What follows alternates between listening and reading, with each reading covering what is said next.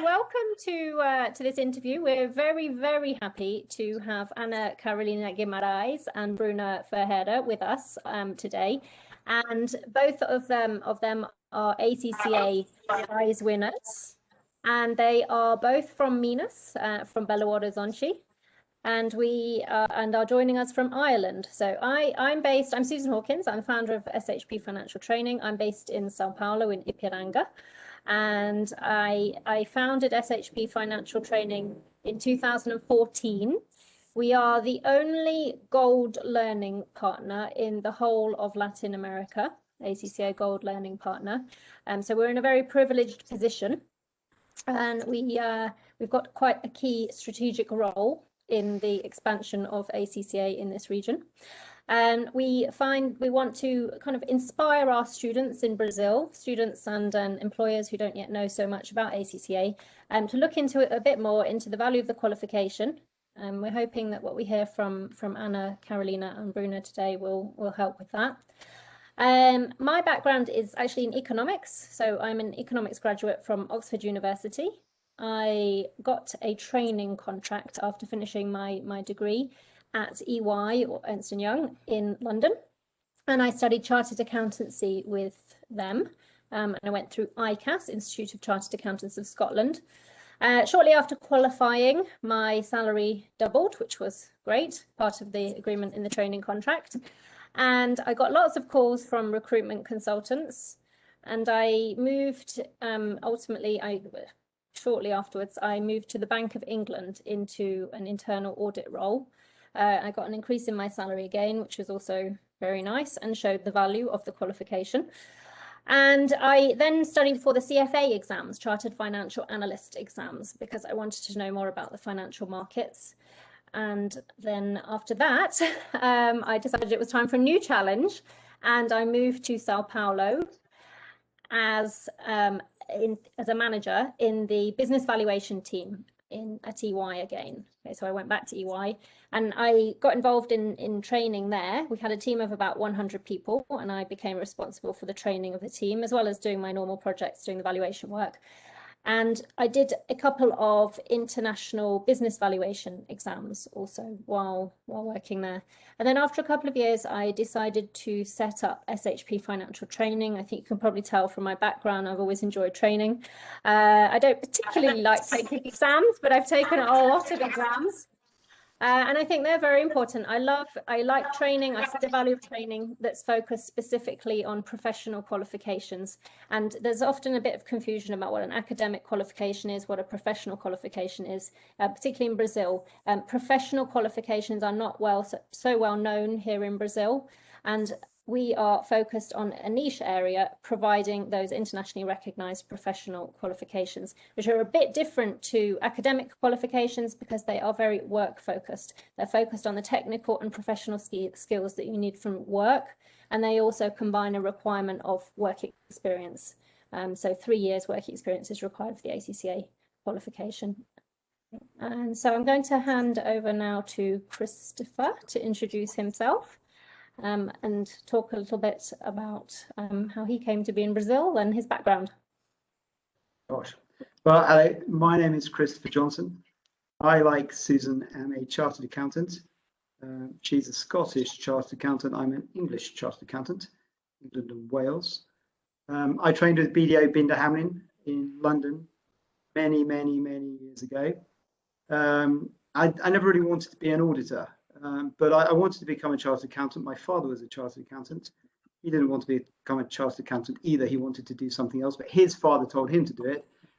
And my son is now kind of following in our footsteps. So pretty much 3 generations of chartered accountants. After I qualified, I worked outside of audit in London for a while, notably with Sky Television, before coming to Brazil. I came to Brazil because I was married to a Brazilian already. We met in England even further back in time. She's a lawyer by training, but was studying English. And I came to Brazil with Ernst & Young, who at that time were looking to sort of internationalize their office. And the English managing partner of SP São Paulo, he hired some English chartered accountants to come up and help make a kind of a cultural change as well as to work with the international clients. At that time, the office was very small. It's grown enormously. So I worked in audit and due diligence. After a while, I moved to an American client that made an acquisition here in Curitiba, where I'm speaking to you from today. And then I worked with a number of multinationals for over 20 years in Brazil. So I've worked with English and American multinationals. My last job was with an English marketing group. We had about 40 agencies in 5 countries throughout Latin America, 2,000 people, close to 200 people probably in finance throughout the region. And now I'm supporting this ACCA expansion in Brazil, and I'm enjoying that a lot. I've enjoyed teaching some classes, as my dad did before me, in tax. And it's very exciting to meet you, Bruna and Anna Carolina, because it's just such an exciting thing to do, to grow up in Brazil and get this amazing result, to go out to Ireland and get the highest marks in the country and on planet Earth. I mean, it's just phenomenal. So briefly, that's me, and I'm really interested to hear what you have to tell us about your experiences.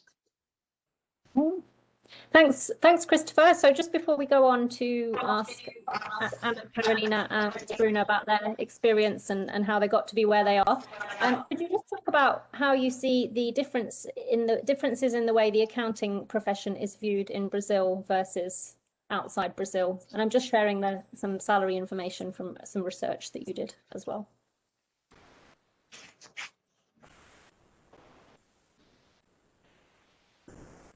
Do you want me to speak? Yes, please. Okay. So here we have this is basically a salary graph plotting your expected salary progression in São Paulo, in Dublin, and in London as you grow throughout your career. So the really remarkable thing here is not so much that accountants get paid less in Brazil than they do in Dublin, and less in Dublin than they do in London. That would be somewhat expected, given that the cost of living is a little bit different. But the fact is they get paid a lot less in Brazil, and particularly they get paid a lot less at the beginning of their careers. So as a first-year audit trainee in Brazil, in São Paulo, you're probably looking at a salary of around 2,000 to 2,500 reais per month. Okay. In Dublin and in London, the number is almost the same, but it's in euros and in pounds, so it's worth something like 8 times as much. And in Dublin, it would probably be starting on 23 to 24,000 euros per year. In the UK, around 24 to 25,000 pounds a year. It's a little bit more expensive there. But that's, as I said, something like 7 or 8 times as much as somebody would be earning in Brazil, which is really amazing. And of course, that difference accumulates and you carry that with you throughout your career. So after 5 years, somebody in London would probably have earned over £1 million reais more in gross salary than somebody in São Paulo. And throughout your whole career, I'd say over a 40-year career, supposing you're never particularly successful and you don't make it past director, that cumulative difference would be around 21 million reais. You get to partner, assuming you're staying in the profession, UK profits per partner are around £700,000 here, which is an awful lot of money. But even outside of the profession, if you're working as a finance director, you would expect to progress to well beyond £130,000 a year. So the numbers in absolute terms are quite impressive, but beyond that as well, the multiple is very different. So in the UK or Ireland, there's kind of a flatter multiple. The people at the top end earn perhaps 4 times, 5 times, maybe 6 times what people at the bottom end are earning. But in Brazil, that is 10 or 14 or 15 times or more if you get up to the very highest levels. So it's a very different salary structure, with people not only learning less uniformly in Brazil, but much, much less at the beginning of their career. Also, they don't get their training paid for in Brazil, so it makes it practically impossible to pay for a training in Brazil. and it's tough to progress. So how do you perceive that from where you are in Ireland? Does that kind of accord with your expectations?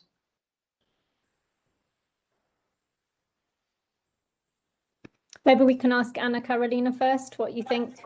Just Sorry, that's okay. Just in terms of how, if you think this kind of accurately reflects the differences between Dublin anyway and Sao Paulo, as far as you know, and how you think that perhaps the perception of accounting and the value, the value differences. So people value the chartered accountancy much more in Ireland, or how did you find it in Sao Paulo, in Brazil? Not specifically Sao Paulo, but yeah. Oh, on mute, I think. Anymore. Sorry for that. Just want to say thank you first, Susan and Christopher, for having us here. I think this is absolutely accurate. The difference we see in the profession in here and in Brazil is absurd.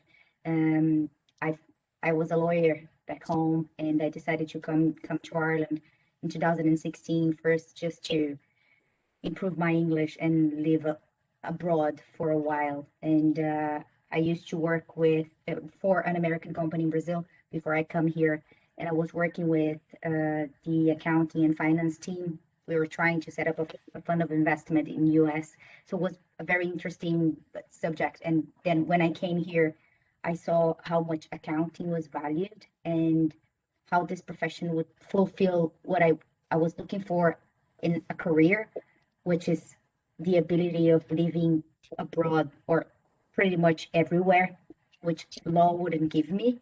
So I was attached to Brazil, and I could see how much an accountant here would be valuable for a company, would hold a lot of good positions as senior managers, or even high positions as a chief investment officers or chief executive officers. So I decided to change my career because of that. So I know it's true. You can see what we saw on this chart, what Christopher shows us, it's completely true. The initial salary for accountants in Brazil it's not comparable to what we see here in Ireland, for sure. And the companies in here, they will pay for your training, they will pay for your wages as well. So it's worth taking the risk of moving abroad. And I don't know, maybe this is valued if Brazil eventually would be better paid for the accountant as well. Yeah, and we would think more broadly. We'd like to see Brazil progress, the whole economy of Brazil progress, and keep moving forward. And we think that with properly trained chartered accountants taking the lead in their organisations, that they will make some very good business decisions, which hopefully will have a benefit more widely for the whole of Brazilian society. So it's quite a big vision that we've got in terms of training, capacitating, developing the accounting profession within Brazil. Yeah. Bruna, do you have anything to add to that? Yes, like as Anna said, that is really something that for me was like made all difference, was exactly that employers, they are really like willing to invest on our studies here, like paying the course, paying the exams, and then by that difference, I can really see that yes, it's really like different of Brazil, that sometimes we have like to struggle so much by ourselves to get there, to get a qualification, to get some, say, a degree or something. But here, like, what really made all difference was that they were willing to help us to get these qualifications in like even like ACCA, CIMA. We can see here that they really are willing to help us, and it's like something that I can say that they made all difference between Brazil and Ireland for me. Okay, yeah, thanks, Bruno. We see that all the time. So all of my training in the UK was paid for by my employers. And here in Brazil, we have most of our students are paying for their training themselves. And that makes it particularly difficult for students who are early on in their careers. Yes, even like if we see about the salary, that's not always we are able to pay for that, you know. Like I'm sure that there are many people in Brazil that they want to study for ACCA, for they want to be there, but sometimes because of money, they are not able to do. And then I can really say that for me, it's something that really make me feel that in Ireland we have this difference, you know. Yeah, it makes a big difference. And as well as that, is there's getting the time to study.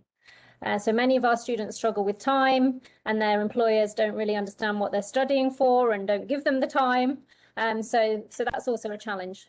And just actually related to the accessibility of ACCA, we have just launched a new program called the SHP Accelerator program, and we are trying to make the training accessible to professionals who are committed to the program by limiting the monthly fees to 15% of monthly income. So the idea of that is by limiting the fees, we can make them more accessible to professionals who are on a lower salary, because we know that once they become qualified and on their journey to becoming qualified, all those skills that they acquire is going to help them increase their earnings. And yes, you can be pretty confident that that is what's going to happen. Yes. Okay. Great. Yes, I think so. I hope so.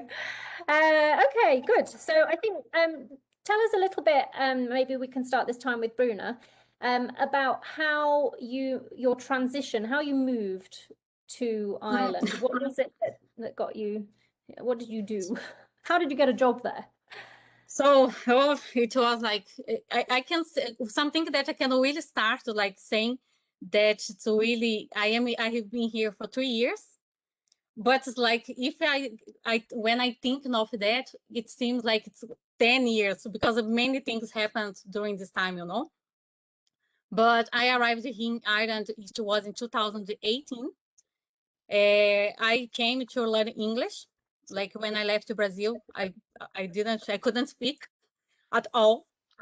So one of the things that made me to come, it was I always dreamed to study abroad, and then there was a rose an opportunity to come, and then I came. I knew that it would be a really big challenge for me because I couldn't speak. I remember that at the beginning I needed so much help. I started in the elementary level, and even today I'm still not the best one, but yes, I'm trying. And then I got so involved with English, and I was really I made a plan to learn, you know, and it is what I'm doing until today.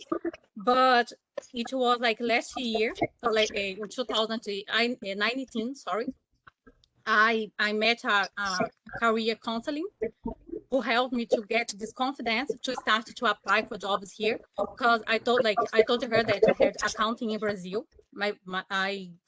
In 2017 I finished my degree in Brazil, and then when I told her that I would like to keep studying here, that I wanted to do that here, she helped me to be confident to go to interviews to start my career here, you know. And then it was for my surprise, even in less than 3 months I was working already in I work until today in the same company. It is some traditional Irish company here. At the moment I have I am around 45 Irish people. And then for me, when I think of everything that happened until I arrived here, I can say that it was really a big change from what I have seen in Brazil and what I see today. And then sometimes it can be challenging because for example, when I started doing ACCA, I have like my list that even like assets, I couldn't not know what was that, but I can see that I can by like the time I can like say that it was worth, you know.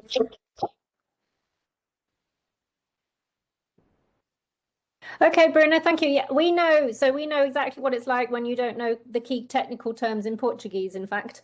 So when I first moved to Brazil, I had the same problem, except with Portuguese. Okay. Good. And so how did you actually get your first job? So your career, yeah, you had an interview, and how did that go? Yes, it was like when I started to apply, I was quite surprised that like I get a few interviews. And then like when I went there, I remember that I had on this in the same week, I had like 2 interviews, and both of them like I was quite well, you know, but I still was like kind of wondering how they could like deal with the stamp that I had at that moment, that I had like the student visa. And then like I remember that what they were asking me was exactly what I did in Brazil, what I was like, where I could imagine myself in 5 years. Those are really typical, how can I say, typical question that we do in an interview. But something that they really wanted to know about me is what like where I wanted to be, you know, in like in the future. And then I told them that I was doing like I at that time I had applied for ACCA, and then I got 4 exemptions, and then I was going to start my way to through ACCA qualification. And then they told me like that they could help me with my exams, even like giving some study leaving to help like to go there, you know. Okay, so maybe the key thing there then was that you had already enrolled in the program. You were already a student. That showed commitment to your professional development and is a qualification that they know. Okay. Yes, like it was really something that like even like the career counseling, one thing that she told me that was really, as I was already studying accounting in Brazil, and now that I was like I got some exemptions from that, I could really tell them that what I want for myself is really being working in accounting, you know, and that would make all difference. And it really did, because they really like it was. I was on the bus coming back home, and they called me to say like, "Oh, we are happy to have you." But I was like, and for the other one, like that I did in the same week, they called me as well. And but yes, I was like, no, now I have already a contract. Oh, so you got 2 offers. Wow. Yeah. Refusing them. That's a good position to be in. Okay, great. Thank you, Bruna. Yeah. Okay, and I think, should we ask Anna Carolina as well? How did you transition to Ireland? How did you get your job in particular? Right, so I completely different route from Bruna. I came with 0 experience in accounting. I didn't know what was assets even in Portuguese, because I was completely different background. Just what I had was what I had from my colleagues from finance. So it's different from when you're like proper studying accounting. Then I decided to do a postgrad in accounting, a transition course. So I had to learn everything in 9 months, and it's a lot to cope up with. But I focused a lot on my studies. I always focused in my studies during my life. As Susan, I'm always doing something as well. You were telling about your story, and I was thinking, yeah, me too. Like a graduation, postgrad. And then I decided to be like, I'm gonna be first class honors. This was my focus during college, the 9 months. Then I got an interview while I was already still in college to a trainee contract where I work at the moment in Baker Tilly, and then they hired me and to start the next year. So when I was still in college, I already had the contract to start in the following year. And when I finished college, they asked me to start a little bit earlier in June instead of September, and I'm here since then was difficult because it's difficult to transition from a different profession to another one. So it's even to put your right mindset in place. But when I finished college, I had 9 exemptions from ACCA, which was great because it gave me this weapon. You know, I just need 4 more and I'll be qualified. So I had to do the 4 professional exams. And my first goal was I need to take this first professional exam, and aim the highest I can. So this is what I did so far. Now I just have 1 more exam to do, and I'll be done in June, hopefully. But ACCA was always a weapon that I had with me. I'm going to be the best as I can in each exam, so I can show them that I have the professional skills, that I have the ability, that I know how to deal in business, and I could see this improving and building up in each exam I was taking. So I can imagine even for people that took more exams than I did, because I got the 9 exemptions, I'd say Bruna that had just 4 exemptions, she would have even more better training sometimes in the professional area, because the exams, they do that for you, for sure. But this was my transition, was completely different from Bruna. But I did just one interview as well, and I got this job, and I'm here since then. Yeah. Thanks, Anna Carolina. So in some ways, you have similarities are the ACCA qualification that helped you both get your jobs. But yeah, it's very interesting because we have people who want to change their careers. So it's always good to hear from someone who has managed to move. And like you said, it's not easy to transition from one career to another. But I can, you mentioned, I think it was actually before we started recording, but about how useful accountancy will be for you because it will enable you to move between different countries. Whereas continuing as a lawyer, you would just be restricted to working in Brazil. So exactly. I think that was, an interesting point about why you changed careers. Yeah. And I think it's sorry. No, just I want to mention, because I remember that even like still in Brazil, one of the things that made me to choose accounting was exactly because of this flexibility of being able to work, doesn't matter where I was going to work as an accountant, And it was, I remember someone telling me that doesn't matter where you are, or like when, if you really are willing to study accounting, there will be an opportunity. And then I can really say that's really true. Yeah, it's an international profession, isn't it? Yes. Which is why we should see more consistency in the salaries, I think, ideally. Okay, good. And something like the Chartered Accountancy qualification is a stamp to say you have reached this standard and you deserve this salary. And actually, we do see that the salaries for Chartered Accountants are quite consistent, especially in more mature markets. Good. So Anna Carolina, you mentioned you got your job with Baker Tilly. Did they approach you at university, or how did you connect with them?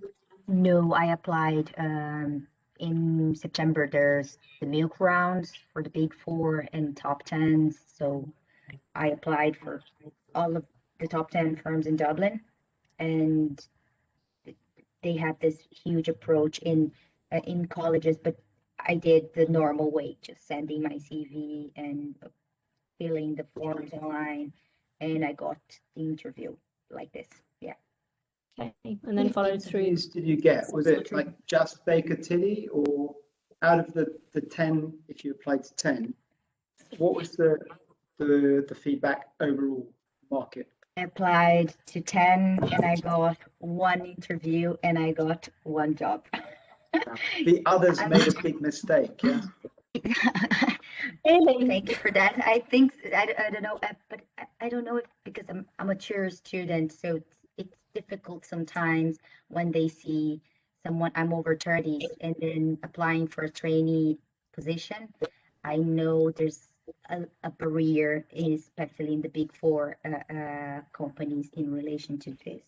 So I'd say this maybe was, I don't know, I can say, but just imagine it could be one of the barriers for sure. Thankfully, it wasn't Can I here. just mention at this point how the two of you did in your exams? Because I'm dying to tell everybody. So, Bruna, you came first in the tax exam in Ireland. Yeah. Do you know how many people took that tax exam at the same time as you in Ireland? So in taxation, in December, there was 266 people sitting the exam in Ireland.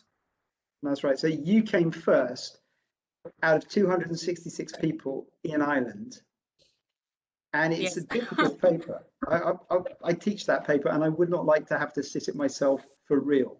Okay. Ah, And it's amazing, 266 people. Anna Carolina, do you know how many people took the audit and assurance exam when you took it worldwide? Over 10,000, I think, something like that. 10,366, and you got the highest mark. So a real sort of Heenan's mafia here. It's just incredible that you two, and you don't even know each other, you're connected out there. But so two Brazilians from Minas go to Ireland and kind of decide to do accountancy when they get there and score the highest marks in Ireland and even in the world. It's just phenomenal. So that's why I say the other 9 firms made a big mistake when they didn't process your application correctly, Anna Carolina. Maybe now they're gonna change their minds. Maybe now it's easy in Thinking. hindsight, isn't it? Yeah. Now I have a stamp on my CV. You're famous. Yeah, a little bit. We're Yeah. both famous. We're both famous. I wasn't expecting it, but I know this is very good for both of us. I was so happy to hear about Bruna as well, because I feel like we're getting there. We are taking over. So you better watch it. I'm joking, but it's very reassuring that we have reached this marks, and I think it's important for people. They will value our work as well. I think Go ahead, Susan. I was just going to bring us around to talking about some tips that you might have for other students, but I don't know if that will tie in with what Christopher's about to say. So No, I was going to say, No. okay, I'll go first. I was going to say, it's all remarkable because it's like one thing happens, it's kind of a fluke, as we say, it's kind of chance. But if it happens again, then it's not really a fluke. And so when we have 2 Brazilians in, I think it was the same sitting, I think it was both in the December sittings, yeah? yes. So in one sitting, right? So there are a limited number of papers, and in the same sitting, the highest scores in Ireland both went to Brazilians, and of course the highest score in the world as well.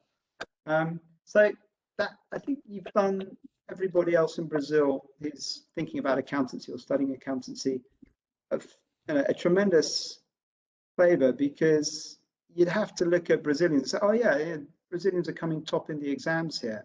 It's perhaps not what people would expect, but as you say, it's the reality now.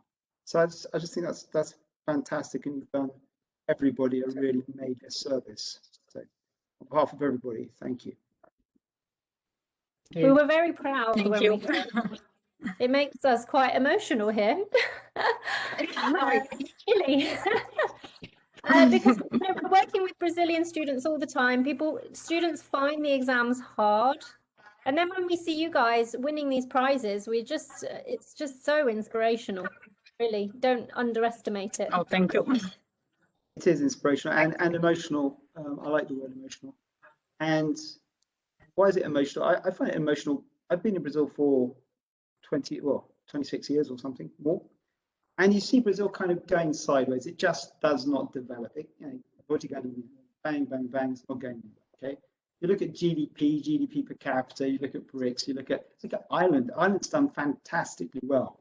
Now, Ireland wasn't very different to Brazil over a generation ago, perhaps, but a generation ago. Now it's $70,000 per capita. It's left the UK behind in the dust, okay? It's left the United States behind with GDP per capita. It's doing really, really well. And if they are bright enough to bring in really bright people and make them welcome and put them to work in the economy, that's going to be the result. But I think that's really great. And a little bit about what we were saying earlier when you talk about the accounting profession in Brazil, and it's not particularly respected. And a lot of the CFOs are not accountants, but they're engineers and economists and other people, which would be unheard of in the UK. It's laughable in the UK to think of putting somebody who's not a chartered accountant or qualified with one of the other bodies in a role as CFO, because they just do not understand accountancy. But okay, in Brazil, you don't have the opportunity really to show how good you can be. And so I find it really emotional, actually, when you take people from Brazil and you give them the chance to compete and they just beat everybody else. And it's something that I've actually come to expect from Brazil over the decades that I've been here.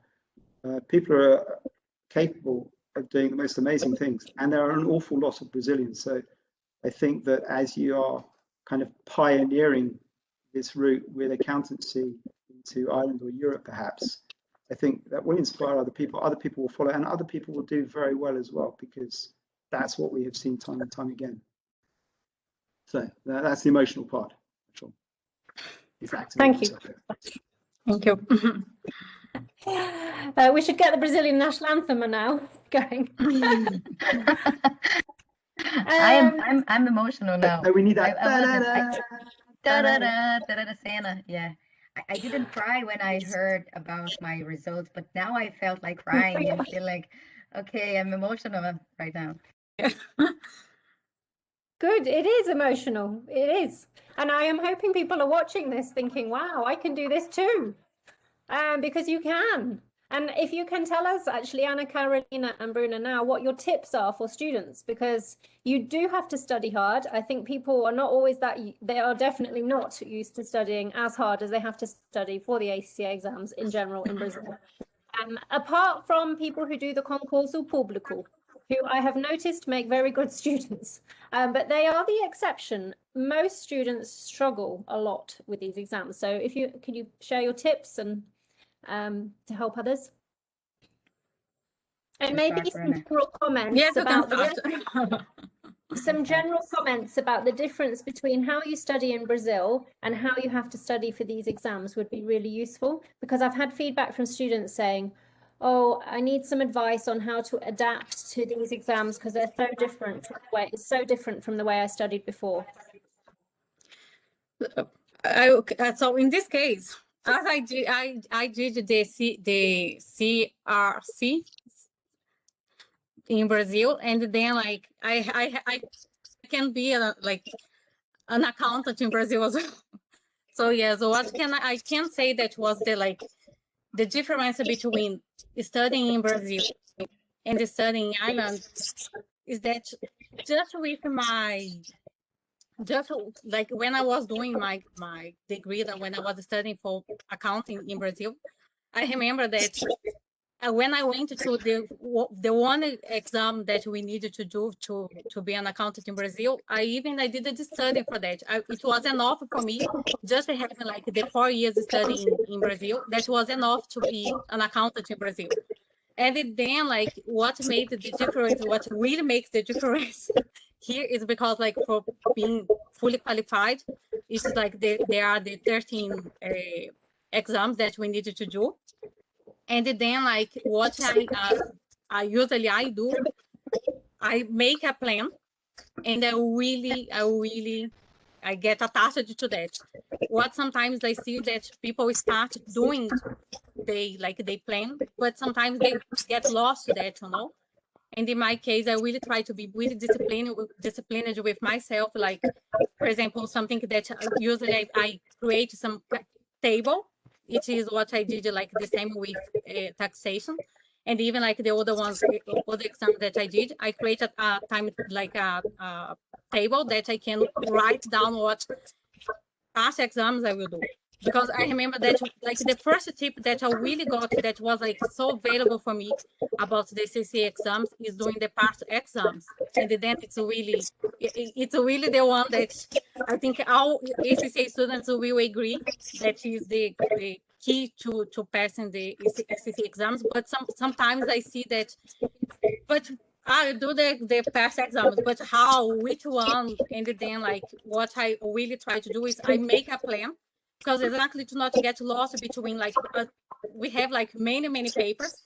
And then like, for example, for taxation, I started from 2019, and I did all exams. It was basically like from the 2014 to 2019, all exams doing.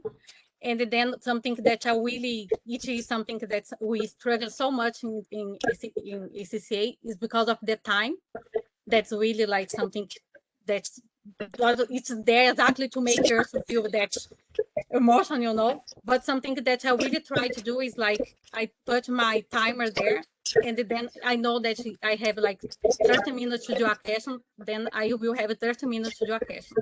And even some, like, I at least try to do twice each part exam that I'm doing, exactly to make sure that I'm able to do. If I was sitting the exam, I will be able to do in 3 hours, like it is kind of like the way that I'm doing. I did like it was my third exam, and it's the way that I believe that's like something that's helping me so much. That's like part exams plan.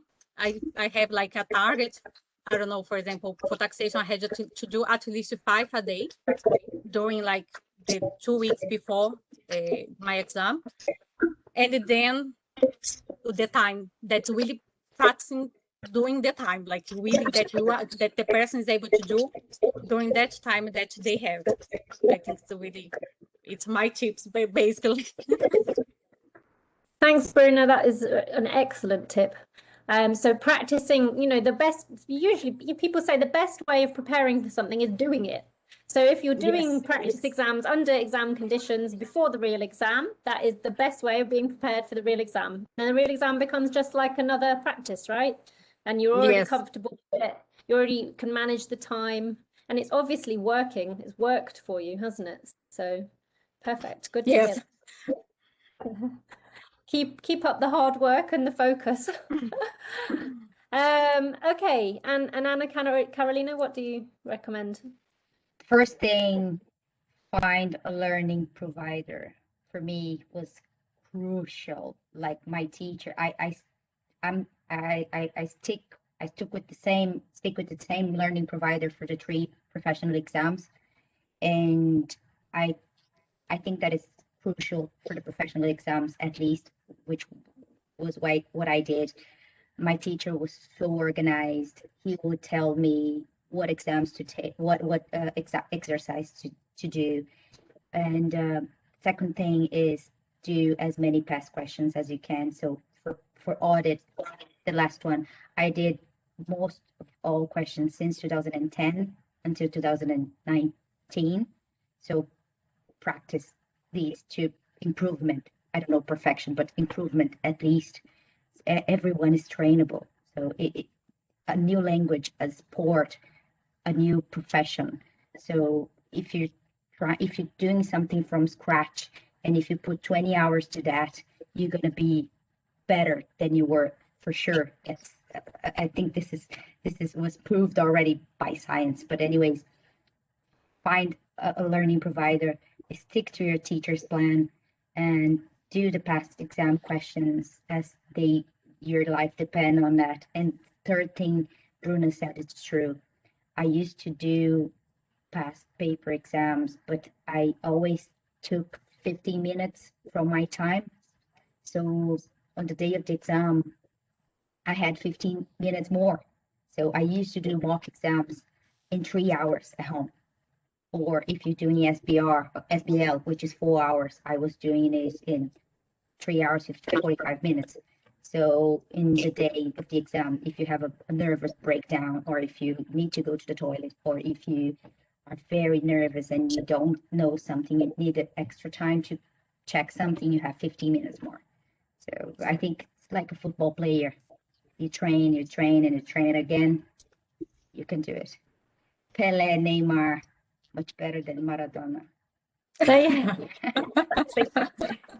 And that guy from Barcelona. No, I'm joking. Messi's good as well. Okay.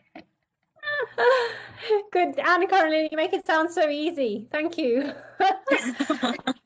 It's not. It's not. Like all Yes. people around me, they say you study too much, but you have to put the effort. I know what is my goal in the future. I know I'll have the benefits of it. So I want to do the exam just once. So that's the thing. That's why I try so hard. Yeah. The key is So- like, we don't want to do that again. We tried everything that you can know way to do again. Exactly. Yeah, so true. So much better to get past the first time, isn't it? And then you don't have to do it all again. And you can put on your CV first time passes. And we encourage our students to do that. It's one of our main objectives, first time passes. Okay, great, thank you. Any observations, Christopher, before we move on? Yeah, just to recap, Bruna, you said you did all the tax exams from 2014 to 19, so that's a 6-year period. I think the exams are every quarter, so 4 times a year. So that would mean that you did 24 past papers. Does that sound right? Yeah. Yeah. So it's 24 past papers, 3 hours of paper under time pressure. That is a lot of papers. And Anna Carolina, you did 2010 to 2019. So that's 10 years. So that's 40 past papers. It's quite intimidating. Not all under time and exam conditions. So I had a book and I was just marking the questions I did. So I wasn't doing like the full exam most of the time. Most of the time I was doing spare questions, and sometimes even reading the solutions is good because it's not the same examiner. Now I'm doing advanced taxation, and I think the examiner is the same since 2012. And I think they changed the examiners for SBR and SBL recently, 2018 or something like this. So eventually, there isn't before that, but for audit, I think they're there for a long time as well. So sometimes I wasn't not even doing them, but I was going to work in the bus, so I was reading the question. So you were Not all of familiar. them. And with the were you language. both studying every day, or did you sort of accumulate studies on certain days? Every day. Every day. Every day. That's something Never that I Susan accumulate. talks No way. No way. It's something. Impossible. Yes, I am sure that Anna know that's like it's something that really can kind of like cannot happen, you know. Because since we accumulate, if we start to accumulate these the studies, somehow like it will be a mess. And I know can't- that because I have my target, you know. How many hours would you say that you study per day, per week? Not many. 1-2 hours a day. So sometimes I was too tired. I would use my lunch time to study 1 hour. And after work, if I was too tired, I would read a question, read the articles, you know, because there's a lot of articles for audit. There's 50 articles. I had to read 50 articles. So even reading some standards, I wasn't studying like overnight, 6 hours per night, or even just leaving everything for the weekend. No, even Saturday, sometimes I was studying just 3 hours, 4 hours. Study fast. And then my last point is that the exam question practice is really important. I remember doing my exams and I understood the content, but I just had problems doing it fast enough. And then I went to sort of a training school where I just trained exams for 9 hours a day. And there was no content, it was just exam technique. I had to do an exam, mark somebody else's exam, correct my own exams. It was exhausting, but after I did that, I never failed any more exams. And the last point on time management, so important. I have my father's exam paper downstairs in the cellar here. from about 1958. And you can see he sat down, and the first thing he did, obviously, and the only marks on the paper, he wrote the hour and the minute at which he would start each question. So he timed out the questions, put it down on his paper. And that's 70 years ago now, and it's still valid today. So practicing under exam conditions, practicing exam questions, sticking to time. Very impressive. Yes. Keep it classy, keep it gold. It's time, and that's it. You finish the time, move on the question. That's what I do from SBR to now. You finish your time, you move. Next question, next question. Be disciplined, spread your effort out across the exam. Did what study material did you use as well as doing practice exams? Did you read material? Anna Caroline, you read the articles on the ACCA website. All of them. I love books. them. PP books. So you read the material and then you did all the practice exams, or did you read a bit of material, do some practice exams, go back to material? How did you manage the material itself, the text and the content versus practice questions? For me, it was usually watching classes, reading material, questions. Watching classes, reading material, questions. Always the same. Yeah. And then after you had worked all the way through the material, you started doing practice exams. Just practice exam, just mock exams, and now the CBE platform. For the last 2 weeks, I was just doing that, practicing over there. And how about you, Bruna? Yeah, like I quite like I do the same that she does. That's when we have a class. Usually, like I summarize that what I have. Like if I have in my book, like in my book, I don't know, 3 pages. I will try to summarize the subject of that day, and then like always doing that before the next class, and trying to do as well like what the teacher told us to do, like which homework he did, or like sometimes they leave some questions for us in the like there is like some type of like some they make like one way that we can do we are doing some MCQs, and then like always doing that before, and when I start my revision, then like I can kind of like take everything together, and then I start to do the past exams. That's like I think it's like makes it easier when we know already everything somehow to practice that, then just going like starting out today I started, I don't know, audit, and then I will start now to do some past exam. I don't think that's works so much. I think it's like easier if you will know already like the structure, and then you can start to do the past exams and doing like with the time. Yes. Yeah, I mean, the way we structure our courses, so we have a learning phase and then a revision phase, and we ask students to read the material before each class, and then we go through practice questions on the material in class. So we don't actually teach the material, we teach or talk about how to apply it through practice questions. And then the homework is to do more practice questions on those topics. And we always say, do them under exam conditions, even at the beginning. So do them under timed conditions right from the beginning so that people start to get used to doing that. And then we say, stop, mark what you've done already, and then you can complete your answer if you didn't have time, but at least you know how long the time should be for that question, and it's kind of good training. And then once we finish the learning, once we read through all the content, then you do the practice exams. So we're quite consistent actually with what you guys are recommending, which is good to know. Amazing if we can get some prize winners in Brazil too. So let's we have people who want I'm sure that it will happen. Hopefully. Yes, I mean, here, just finger crossed it. That's like, soon we will have someone there. I think we will. Yeah. And looking at the footballing legends, I think there's a lot of potential, as we've been talking about. So, okay, good. All right. So the last topic area that I just wanted to cover is future career plans. So what are you hoping to do going forward over the next few years, and maybe ultimately in your career? And maybe we can start this time with Anna Carolina.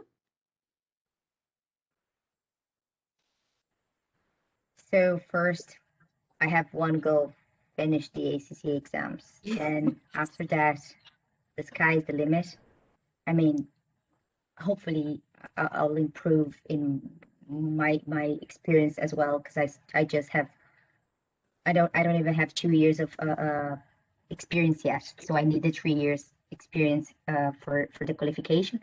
So I'll be focused on working and maybe getting better positions, assistant manager, CFO eventually. So I have big dreams for sure, because it's hard to get here, and I know we can get even further with our careers. So there's no limits. Personally, I'm currently in practice. I think it's a good way of learning in practice and maybe moving to industry in the future. I'm still training in a very broad area. I'm working in insolvency, restructuring, and advisory, so hands-on everything. But I don't work with audit. I never worked with audit, actually, which is funny enough. But I really want to have some experience in audit. I feel like it's something that I have an aptitude to work towards. So maybe in the future, who knows? Not too sure yet. First thing, finish advanced taxation exam in June, which I'm going to ask some tips for Bruna. I'm asking already. And now I'm doing audit and insurance in June, so I can ask her, you know. We can help each other for sure. Yes. And do you think you'll stay in Ireland or maybe move somewhere else, or who knows? For the moment, staying in Ireland, I think there's huge opportunities here. As Christopher was saying, it's an economy, it's growing a lot. There's a lot of important companies in here, a lot of technology and finance companies in here. So I can see a lot of opportunity in here. But in the future, as I have this possibility to move abroad, who knows? Maybe It's I can. It's nice to have options, isn't it? For sure, definitely. Yeah. Good. Okay, thanks, Anna Caroline. And Bruna, what? How about you? So yeah, like as you said, that's like as you said, that's really good to having many way opportunities, you know, to choose. But like at the moment, yes, my plan is finished ACCA, but still I have like a way to go through. Like I hopefully like next year, like by June, I will be fully qualified. But as we know, but Fingers like. crossed. Yes, fingers crossed that everything will be okay. But like for my plan, like having the ACCA, I don't think that I will stop there. Something that I really want is like the CFA. That's like where I really want to have my career as doing like analysis, you know, and then. But at first ACCA, and after we'll think of that. But like I'm not sure like if I will really stay in Ireland. But even if I don't stay, something that I really what make me like so happy about ACCA was that how big it is, you know, and how it is like everywhere. And I really like, I hope that everywhere there are people like you that's really that they want to make that bigger in the country, you know. Like for example, even in Brazil, if I come back to Brazil, I want like to arrive and say I have a ACCA, and it's like, oh, really ACCA, and it's like it's something that. But yeah, something. My next step is trying the CFA. Okay, great. Yeah, so not very many people have both qualifications, but I do, and I think it's great because I mean it really makes you an excellent professional as a chartered accountant. But the CFA as well, it's more specific to investment analysis, as you said about analysis, in the financial markets, which are quite complex. So it kind of gives you that additional knowledge about, you know, certain, let's not say niche things, but it will enable you to have a technical discussion about derivatives, for example, or yes. about fixed income, other alternative investments. It's my dream. Like I'm really, what I'm like, my dream is really being able, you know, to give like my the opinion, because I think something that I really I have about accounting, it's that for me, it's amazing how everything works together, you know? And I'm really like, I think one of the things that made for me the difference that for me, accounting is really amazing. It's like everything so connected, you know? So the numbers can tell us things, you know, not even like just such numbers, just like, okay, just profit, you know, everything together gives us information. Like, for example, we have then, for example, the salaries graph that we can, when we compare numbers, you know, we can see like they tell us something, and I would like to be able really to say what they are telling us. They tell a story, don't they? Yes. And actually, another interesting field that you could look into is business valuation, or generally valuation, because there you are telling a story, and it's a real craft. It's a skill valuation that requires lots of other skills, including law. So law, bit of accounting, finance, common sense, report writing skills. It kind of brings in bits of everything. And you know, it's an interesting area because it's very judgmental. You have to come to a professional judgment about your opinion of the worth or the value of something. I feel we could go on discussing these technical topics at great length. Right. Yes. But I think we should end the interview for the moment. I will include some resources underneath the video when we put it onto the YouTube channel for people who want to find out more about ACCA, more about CFA, more about business valuation, more about international careers, or people who want to contact us to talk more. Thank you so much, Anna, Carolina and Bruna, for joining us this afternoon. It's been really, really interesting talking to you. And congratulations again on being ACCA prize winners. Well done. Thank you so much. Guys. Yeah. I have to say I'm grateful for being here with you as well. Thank you so much. It was really something that for me was like when you invite us, like, my God, the only problem was like last week there was the exam, but like I hope that everything was well, you know.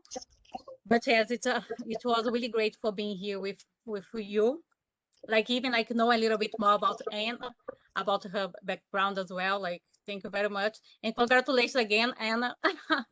Really, when I saw, like as you said, when we saw like a Brazilian person